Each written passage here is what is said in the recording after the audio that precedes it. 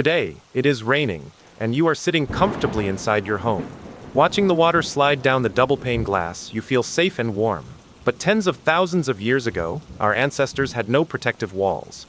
When the endless rain fell, they did not have the luxury of dry clothes or hot drinks. For them, a heavy storm was not a relaxing background noise.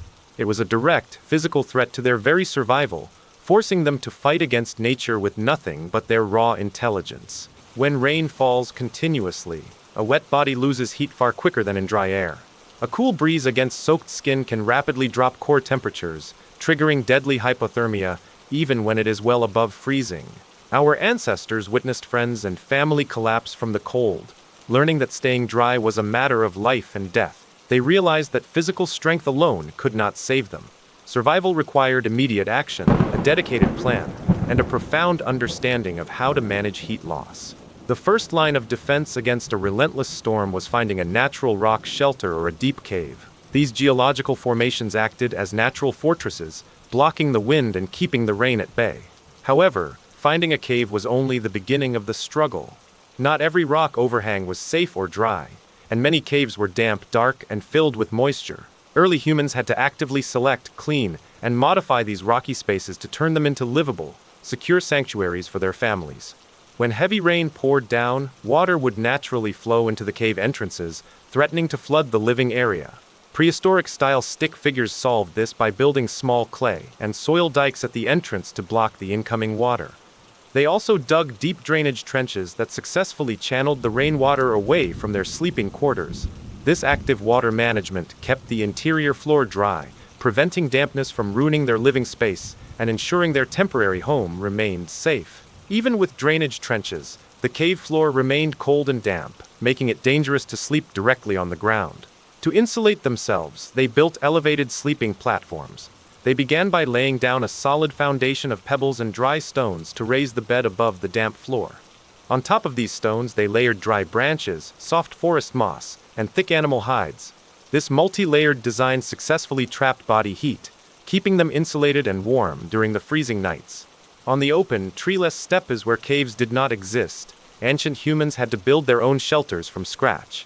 They constructed sturdy dome-shaped tents using massive mammoth bones and tusks as the structural framework.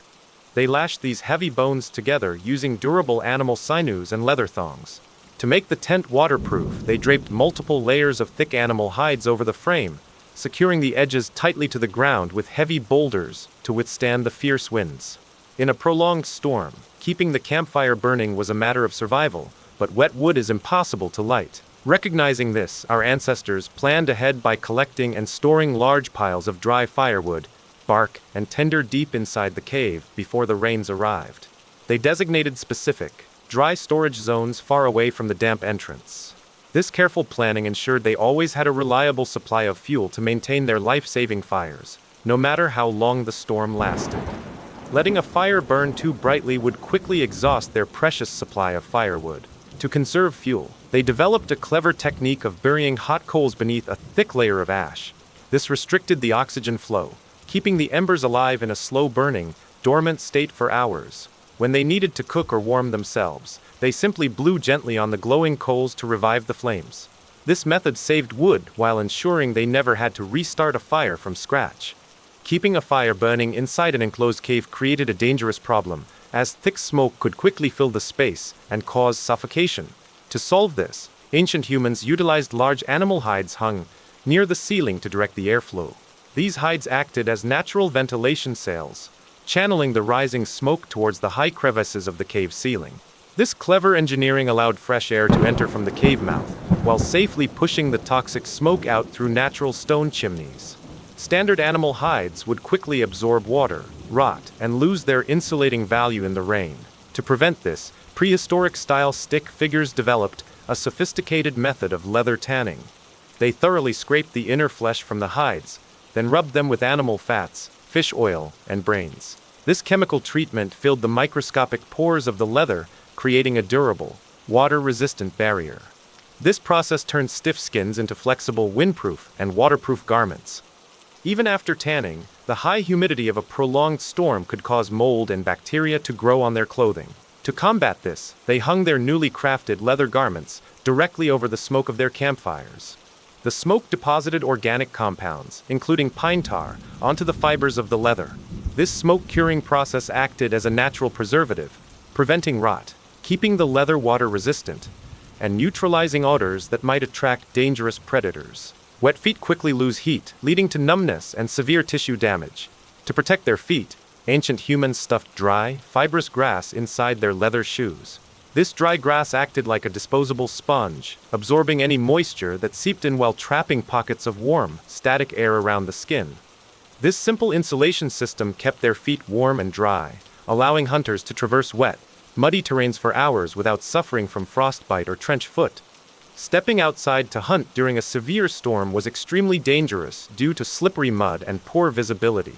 To avoid this risk, ancient humans relied on food preservation techniques. They lived on dried bison meat, smoked salmon, and stored nuts that they had prepared during the warm, sunny days. This preserved food provided them with a high-calorie, long-lasting energy source, allowing the entire group to stay safely inside the cave and wait out the worst of the storm without facing starvation. When their food reserves ran low, they did not risk hunting large game in the slippery forests. Instead, they placed simple traps and snares in the rock crevices and bushes immediately surrounding the cave entrance. These traps caught small animals like squirrels, rabbits, or birds seeking shelter from the rain. This low-risk hunting strategy provided them with a steady supply of fresh meat and fat, requiring minimal energy and keeping the hunters safe from the dangers of the open wilderness. During a heavy storm, traveling to local rivers or streams for drinking water was extremely hazardous due to flash floods and mudslides. To avoid this danger, ancient humans collected water directly at the cave entrance. They placed large, naturally hollowed stones, wide wooden vessels, and animal bladders directly under the dripping cave ledges. This rainwater harvesting system provided them with a clean, abundant water supply without requiring them to leave the safety of their rocky shelter. A prolonged storm forced ancient humans to spend days inside, but this downtime was never wasted. The cave became a busy workshop, a prehistoric laboratory of innovation. In the warmth of the fire, they spent hours sharpening flint blades, polishing bone needles, and bending durable ropes from plant fibers. This focused downtime allowed them to upgrade their technology, preparing them for future hunts and ensuring they would emerge from the storm much stronger and better equipped than before. The darkness of the cave during a storm was also a space for artistic expression and social bonding. Ancient humans ground colored minerals like ochre and charcoal, mixing them with water to create paints. They used their fingers and primitive brushes to paint magnificent images of animals, hunts, and symbols on the cave walls. These paintings were not just decoration.